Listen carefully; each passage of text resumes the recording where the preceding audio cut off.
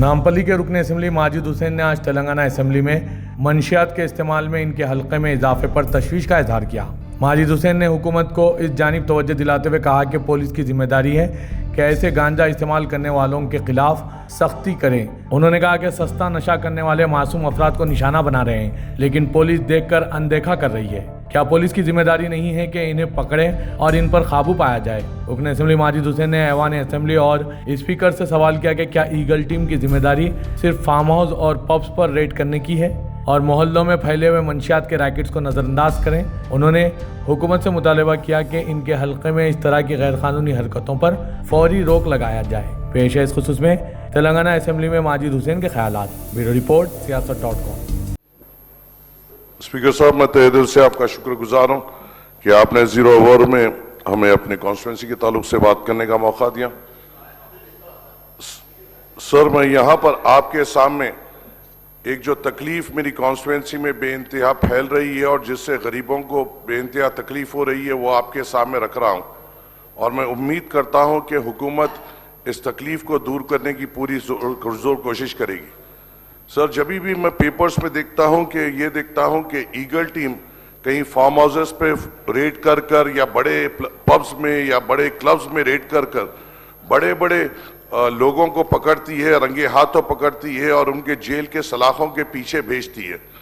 मेरा सवाल ये है सर, क्या पुलिस की जिम्मेदारी क्या सिर्फ बड़े फार्म हाउस या पब्स या क्लब्स या पॉलिटिशियंस के बेटे या फिल्म फ्रेटर्निटी के लोग रिश्तेदार उनसे ताल्लुक रखते हैं, या उनकी जिम्मेदारी गरीबों पे भी है या नहीं है?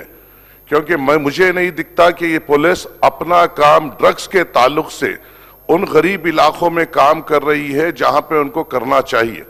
सर, मेरे पास बहुत सारी परेशानी ड्रग मेनेस की हो रही है, बहुत सारी तकलीफात वहां पे हो रही है। गांजा खुले आम बिक रहा है, चरस खुले आम बिक रही है और अफसोस की बात यह है कि पुलिस को मालूम है कि किस मुकामात पे बिक रही है और कौन बिक रही है और पुलिस उसको कंट्रोल करने में नाकामयाब हो रही है।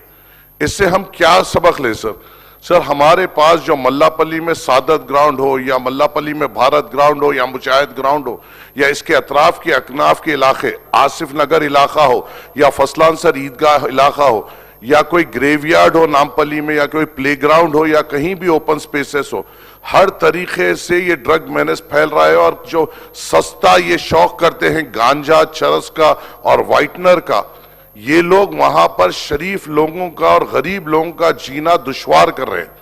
सर, मैं आपसे ये कहता हूं कि पिछले थोड़े दिन पहले हबीबनगर पुलिस स्टेशन लिमिट में एक ऐसा वाकया हुआ था जहां पे अगर आप देखें, जिस तरीके से हम कभी वीडियोस में देखते हैं, एक छोटी बच्ची के अतराफ कुछ जंगली अगर कोई कुत्ते लग जाते हैं और उसको नोचते हैं, हम उस बच्ची के घर के साथ हमदर्दी करते हैं, उस बच्ची के साथ हमदर्दी करते हैं। ऐसे ही एक 12 साल की बच्ची को करीबन 5-7 ये गंजोटी घेर लिए थे, जहां पर मैं फौरन भाग लेते गया और वहां पर जाकर हमने उनको जो सबक देना था वो दिया। सर, ये काम तो पुलिस का है ना, एमएलए का तो नहीं है। ये काम तो पुलिस का है, इलेक्टेड रिप्रेजेंटेटिव्स का नहीं है। क्या इसलिए गांजे को नहीं पकड़ा जा रहा है क्योंकि 1 ग्राम कोकीन पकड़ना बहुत अच्छी बात है? 1 ग्राम कोकीन के पैसों के बनिस्बत 100 कई किलो गांजा पकड़ना पड़ता है।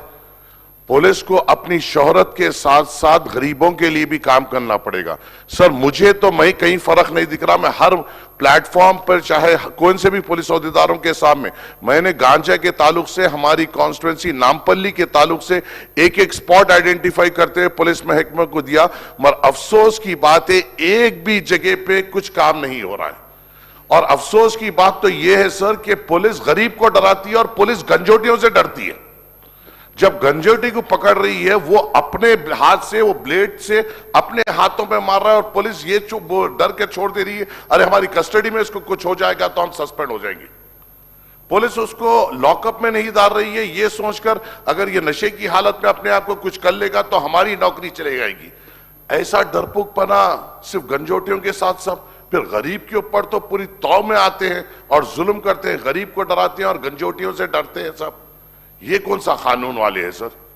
क्योंकि ये मैं माफी चाहता हूं, मुझे मालूम है हर तरीके से काम होता है, हम तायद भी करते हैं जहां पे होता है, मगर मैं जो देख रहा हूं हमारे इलाकों में इस मैदान में ये लोग नाकामयाब हो रहे हैं।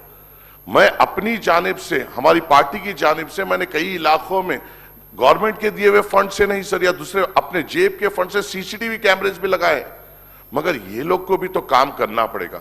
सर मैं आपकी इस चेयर से रिक्वेस्ट करता हूं, आपसे रिक्वेस्ट करता हूं, इनको इंस्ट्रक्शंस दीजिए सर कि इनको जब पकड़े, क्या खूबसूरत दिखा सर, आप हम पेपर में पढ़े, ऐसा पकड़े, ऐसा उठाए, ऐसा जेल को भेज दिए। ये खाली बड़ों के वास्ते है क्या सब? ये चर्सियों और गंजोटियों के लिए नहीं है क्या? इनको भी उठाइए, इनको भी जेल को भेजिए ना सब, रिहैबिलिटेशन सेंटर को भेजिए। हाथ लगाने डर रहे हैं सर। आपके जरिए से हुकूमत को ताकीद करिए, इंस्ट्रक्ट करिए कि इस मेनस के खिलाफ इकदाम लें और इनको एक टाइम फ्रेम सेट करिए कि इनको रिजल्ट दे। गांजा कहां बिक रहा है सर? हद तो एक हो, ये बात हो गई, पुलिस को एक आदमी मालूम है कि ये गांजा बेच रहा है, पुलिस को उसका घर मालूम है, उस आदमी ने पुलिस में हाईकोर्ट के में उन लोगों के खिलाफ वो स्टे ला लिया सब कि पुलिस हमें हरासा नहीं कर सके। क्या कर रहा है साहब? हमारा लीगल डिपार्टमेंट थाली मार रहा है। ऐसे लोग हमारे पुलिस के खिलाफ भी अगर वो स्टेज ला ले रहे हैं कि पुलिस हमारे घर पे नहीं आएगी, तो हम क्या कर रहे हैं साहब? किस तरीके की एग्जाम्पल सेट कर रहे हैं सर? इस पे गौर करने की हुकूमत को जरूरत है। मैं आपसे अदबन गुजारिश करता हूं और as a first time MLA आपकी इस चेयर से उम्मीद करते हुए बैठता हूं कि आप हुकूमत को इंस्ट्रक्शन देंगे और आपके सामने ये बात रखे बाद से पुलिस महकमा काम करेगी, गरीबों को सहूलत देगी, गरीबों की हिफाजत करेगी। आपकी इस चेयर से उम्मीद रखते हुए बैठ रहा हूं सर। शुक्रिया। अस्सलाम वालेकुम। मिनिस्टर